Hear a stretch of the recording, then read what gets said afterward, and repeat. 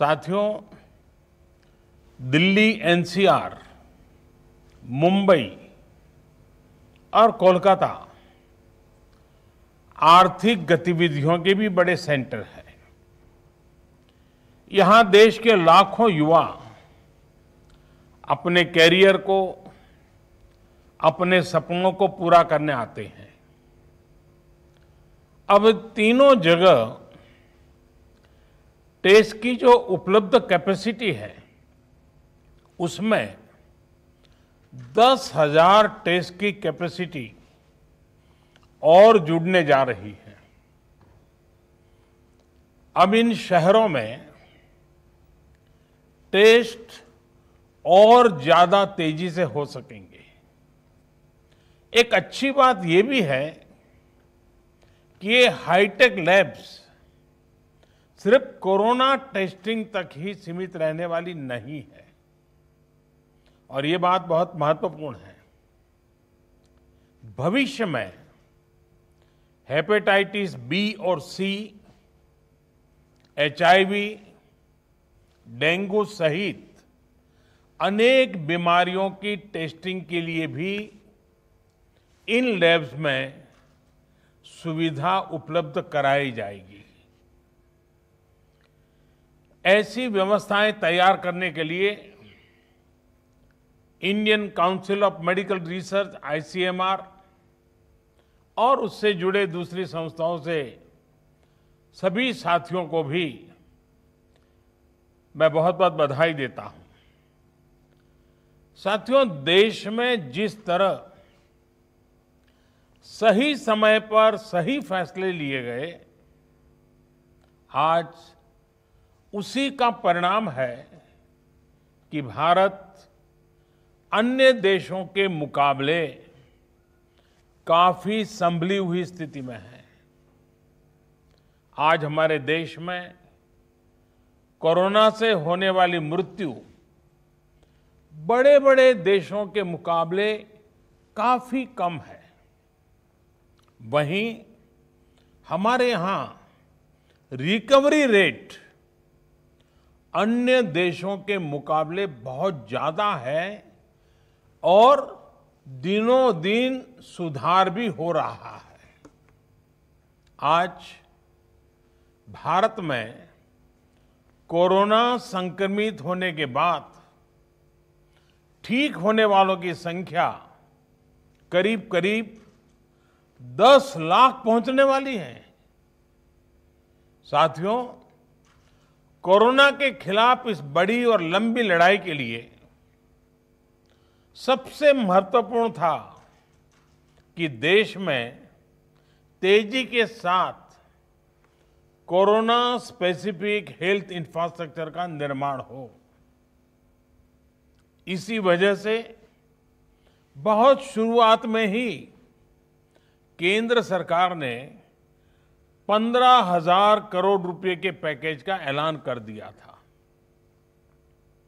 Isolation centre हो, Covid special hospital हो, testing, tracing और ट्रैकिंग से जुड़ा नेटवर्क हो, भारत ने बहुत ही तेज गति से अपनी क्षमताओं का विस्तार किया।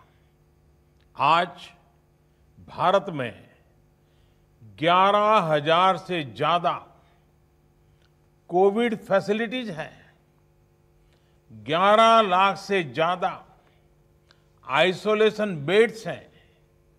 साथियों, जनवरी में हमारे पास कोरोना के टेस्ट के लिए जहां मात्र एक सेंटर था, आज करीब 1300 लैब्स पूरे देश में काम कर रही है।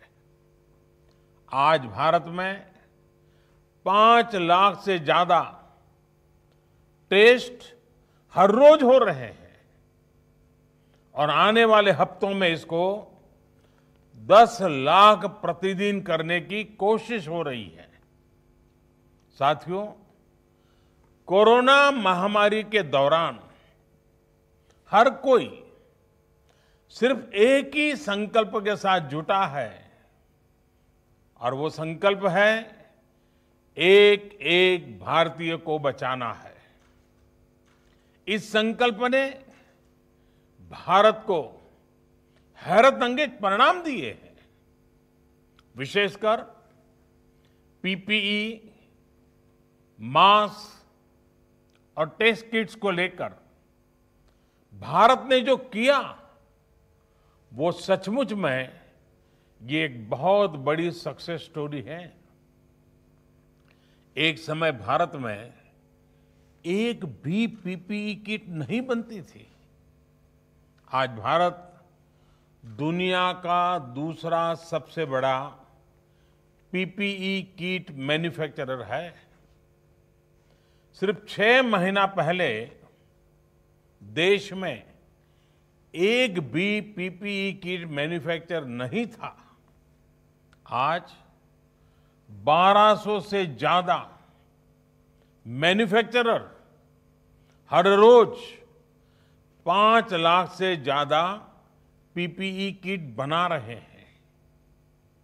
एक समय भारत N95 मास्क भी बाहर से ही मंगवाता था।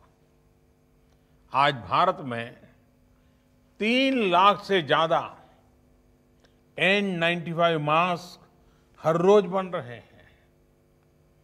एक समय था जब भारत वेंटिलेटर्स के लिए भी दूसरे देशों पर निर्भर था।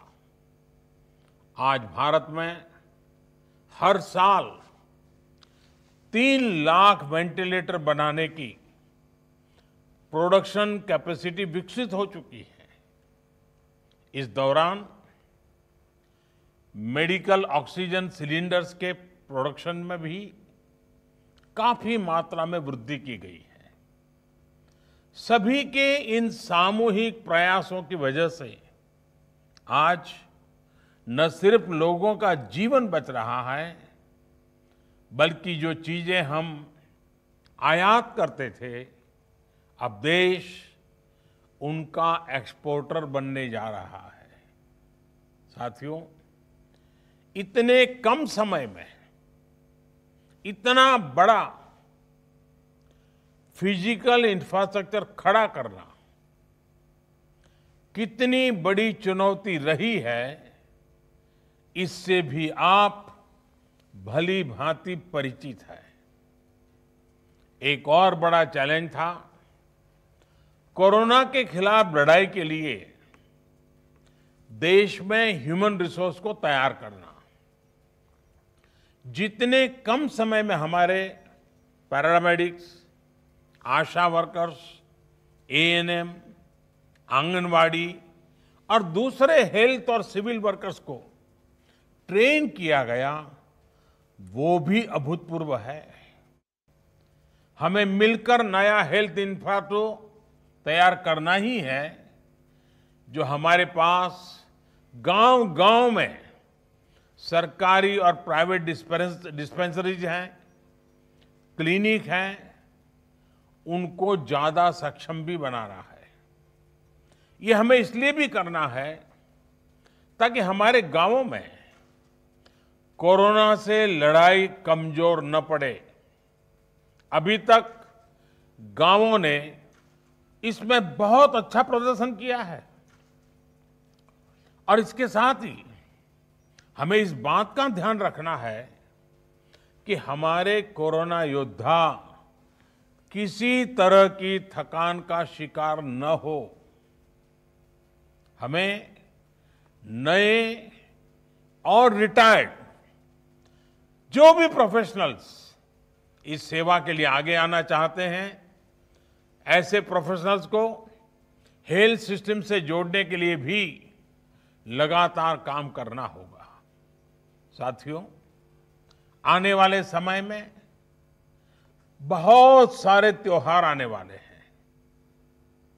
हमारी ये उत्सव उल्लास का कारण बने, लोगों में संक्रमण न फैले, इसके लिए हमें हर सावधानी रखनी है। हमें ये भी देखते रहना होगा कि उत्सव के इस समय में गरीब परिवारों को परेशानी ना हो। प्रधानमंत्री गरीब कल्याण अन्न योजना का लाभ हर गरीब परिवार तक समय पर पहुंचे, हमें ये भी सुनिश्चित करना है। साथियों, हमारे देश के टैलेंटेड वैज्ञानिक कोरोना वैक्सीन के लिए तेजी से काम कर रहे हैं, लेकिन जब तक कोई प्रभावी दवा या वैक्सीन नहीं बनती, तब तक मास्क, 2 गज की दूरी, हैंड सैनिटाइजेशन की हमारा एकमात्र विकल्प है, एक प्रकार से एकमात्र हथियार है। हमें खुद भी बचना है और घर में छोटी बड़ी आयु के सभी परिजनों को भी बचाना है।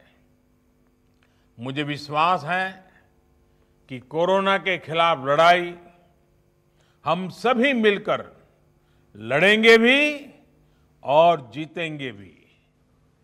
एक बार फिर इन हाईटेक सुविधाओं के लिए बहुत बहुत बधाई देता हूं। आप सबका भी हृदय से बहुत बहुत आभार व्यक्त करता हूं। तो प्रधानमंत्री नरेंद्र मोदी आज 3 हाईटेक लैब का उद्घाटन करते वक्त संबोधन दे रहे थे। कोरोना से लड़ने के लिए 15,000 करोड़ का पैकेज दिया। कोरोना को हराना है और इसलिए टेस्टिंग की क्षमता जो है बढ़ानी होगी। प्रत्येक भारतीय यानी एक एक भारतीय का हमें ख्याल रखना होगा। सभी की जान कीमती है। भारत में 5 लाख टेस्ट हो रहे हैं। फिलहाल की जो बात की, भारत में कोरोना से रिकवरी रेट बहुत ज़्यादा है और अगर सही मायने में देखें तो देश और प्रदेश का रिकवरी रेट जो है उसमें सुधार देखने को मिल रहा है, जो कि एक अच्छी बात है।